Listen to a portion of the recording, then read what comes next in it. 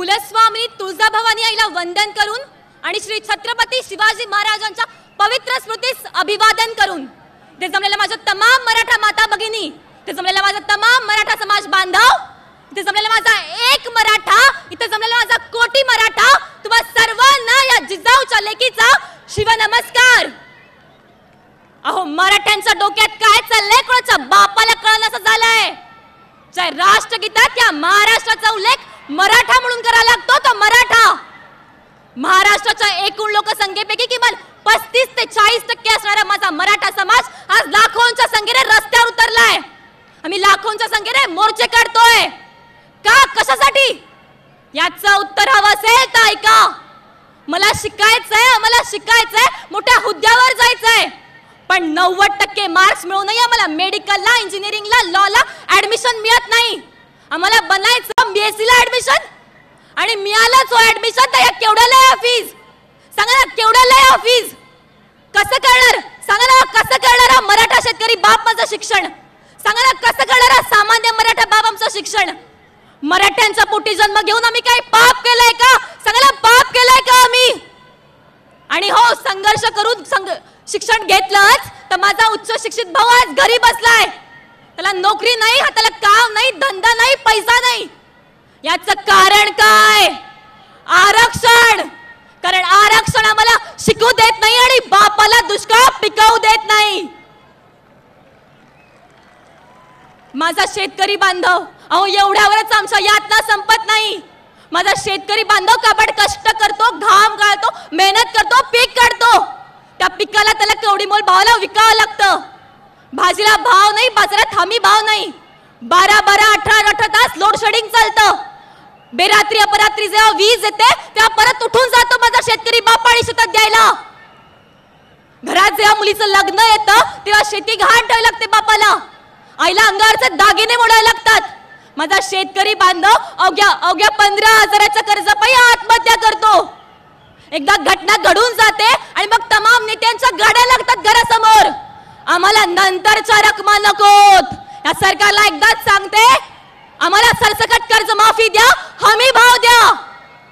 माझ्या शेतकरी बांधवांनो, आता खचून चालणार नाही, आता घाबरून चालणार नाही, आता घाबरवायला शिका।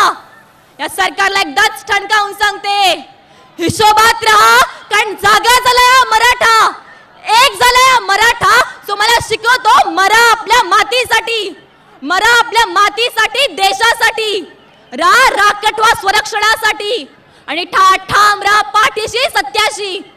अहो जीव जळतो, रक्त आटतं, संताप नाही का येत तुम्हाला?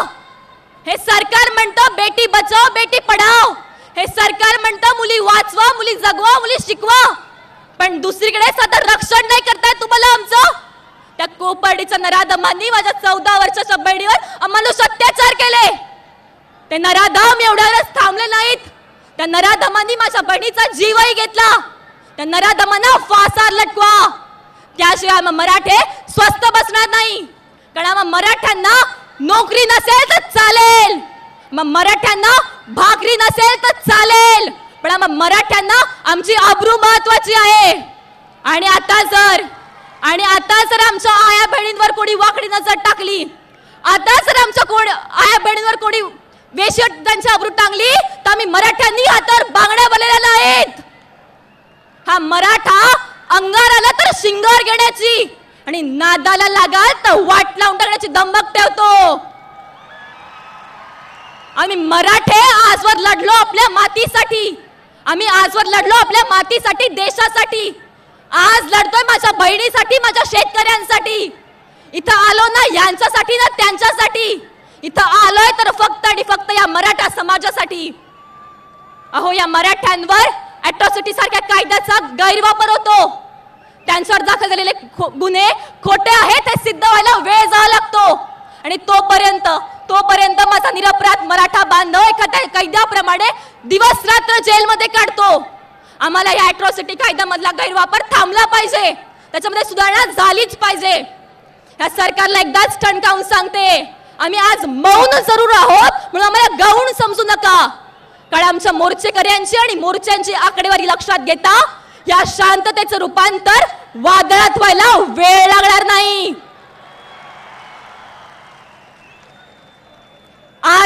आज 9 ऑगस्ट 2017 क्रांती दिन. आपण हा महामोर्चाला आलो आहोत. हा महामोर्चा ना कोणत्या जाती विरुद्ध, ना कोणत्या धर्माविरुद्ध, ना कोणत्या पंथाविरुद्ध. आम्ही मराठे जितके पराक्रमी आणि शूर आहोत तितकेच संयमी देखील आहोत. आणि म्हणूनच आई जिजाऊ आणि छत्रपती शिवाजी महाराजांचा आदर्श डोळ्यासमोर ठेवून, कायद्याच्या चौकटीत राहून, संविधानाचा कोठेही अपमान भंग न करता सनदशीर मार्गाने, स्वयंस्फूर्तीने, स्वयंशिस्तीने आम्ही हे मुकमोर्चे काढतो आहोत. हा महामोर्चा न कोणत्या जाती विरुद्ध, हा महामोर्चा आहे महाराष्ट्रात आजवर झालेल्या माझ्या बहिणींवर, मग ती माझी ताई श्रद्धा असो व आणखी कोणती जाती धर्माची असो, तिच्यावर झालेल्या अमानुष अत्याचारा अशा निशब्द निषेध आहे. माझ्या शेतकरी बांधवांच्या वेदनांचा निशब्द हुंकार आहे. मराठ्यांचा एल्गार आहे. क्रांती मोर्चा आहे.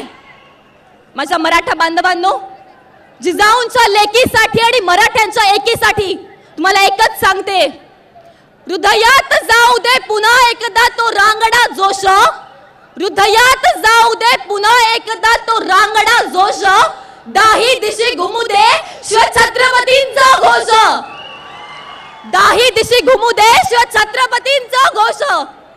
चला तर मग एक होऊन पेटवू स्वाभिमानाच्या मशाली, एक होऊन पेटवू स्वाभिमानाच्या मशाली, एक आम्ही सारे फक्त या मराठा छताखाली, एक आम्ही सारे फक्त या मराठा छताखाली.